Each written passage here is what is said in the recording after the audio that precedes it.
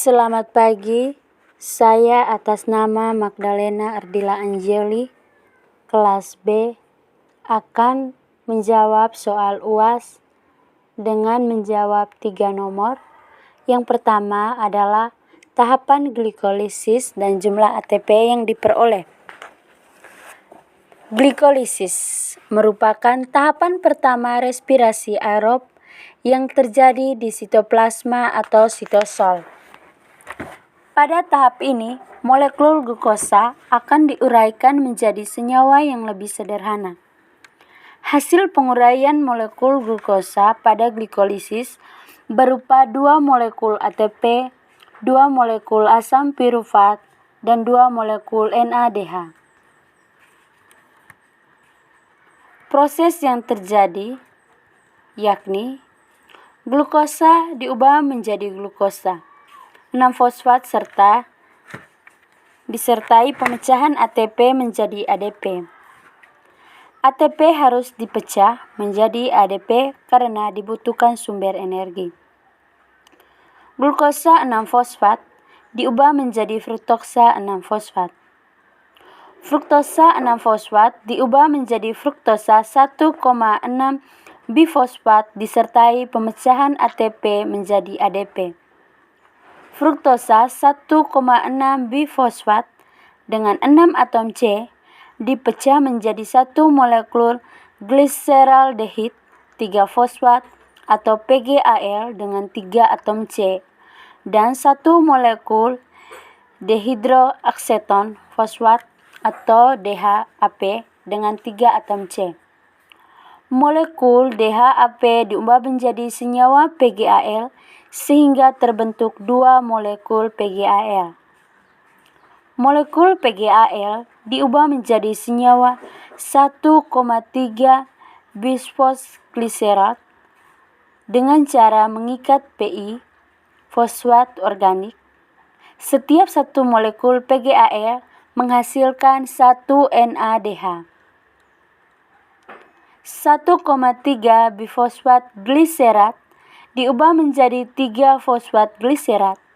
Pada reaksi ini dihasilkan ATP sebagai sumber energi. 3 fosfolgliserat diubah menjadi 2 fosfolgliserat. 2 fosfolgliserat diubah menjadi senyawa fosfolenol pirufat.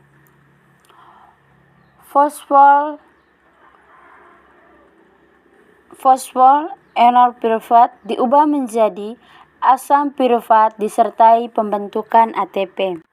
ATP merupakan sumber energi yang nantinya digunakan untuk transport aktif menuju mitokondria. Untuk 2 molekul NADH yang dihasilkan akan ditransfer ke tahap transport elektron.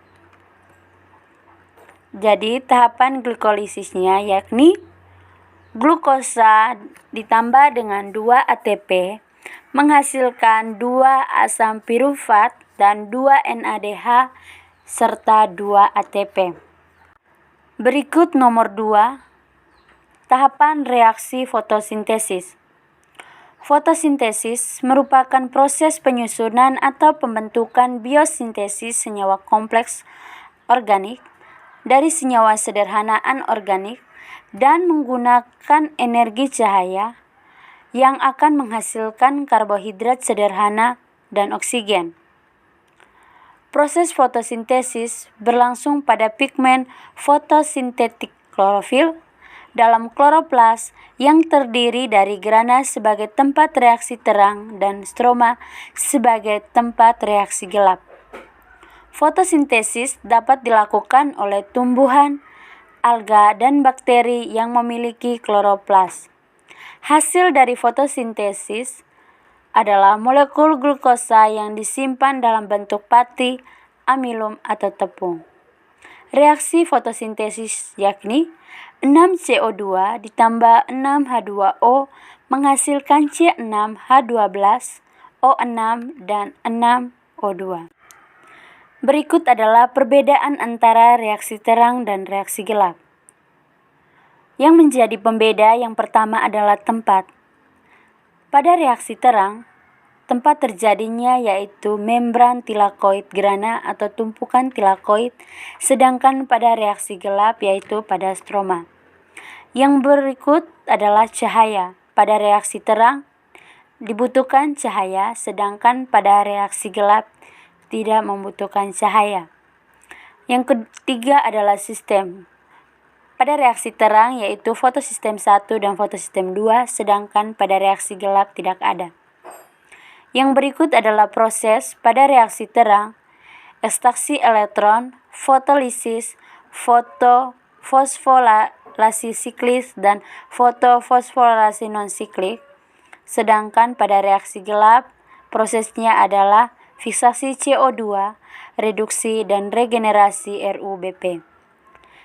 Pembeda keempat yaitu bahan. Pada reaksi terang yaitu klorofil, cahaya, H2O atau air.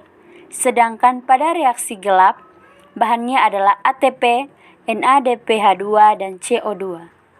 Produk dari reaksi terang adalah ATP, oksigen, NADPH2. Sedangkan pada reaksi gelap menghasilkan glukosa yakni C6H12O6. Yang berikut nomor 3 yaitu reaksi biosintesis protein. Sintesis protein terdiri dari 2 tahap yaitu transkripsi dan translasi. Tahap pertama dalam sistem sintesis protein adalah transkripsi. Dilihat dari namanya transkripsi, dapat diketahui bahwa dalam proses ini terjadi penyalinan sebagian DNA. Kenapa harus disalin DNA? Jadi begini, DNA terletak di nukleus, sedangkan proses pembentukan protein berlangsung di ribosom yang letaknya di sitoplasma. DNA tidak dapat bergerak sendiri menuju ke ribosom, sehingga dibutuhkan fasilitator yaitu RNA polimerase untuk datang ke DNA, membuat cetakannya dan menyuruhnya pergi ke ribosom. Yang berikut adalah translasi. Ketika mRNA terbentuk, maka mRNA atau RNA messenger atau RNA pembawa pesan bisa membawa kode hasil salinan DNA ke ribosom. mRNA berisi kumpulan dari kodon-kodon DNA. Tahapan pertama translasi adalah inisiasi. Pada tahap ini, kodon pertama mRNA yang bertemu dengan ribosom disebut kodon start. Kodon start ini adalah AUG. Tahap setelah inisiasi adalah elongasi. Pada tahap ini, kodon yang dibawa mRNA akan diterjemahkan menjadi asam amino. Setelah itu, masing-masing asam amino akan digabungkan oleh tRNA membawa asam amino untuk disusun menjadi protein. Gabungan dari asam amino tersebut akan membentuk rantai polipeptida. Yang berikut adalah tahapan terminasi. Proses translasi berakhir ketika salah satu kodon stop bertemu dengan ribosom.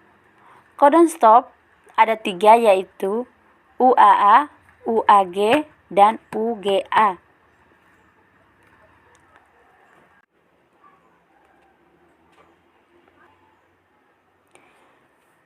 Setelah transmisi polipeptida, mungkin masih perlu dilihat menjadi bentuk 3 dimensi melalui pemrosesan lebih lanjut seperti pembuangan asam amino dan dikirim ke tempat yang tepat di dalam sel atau bergabung dengan polipeptida lain sebelum bisa.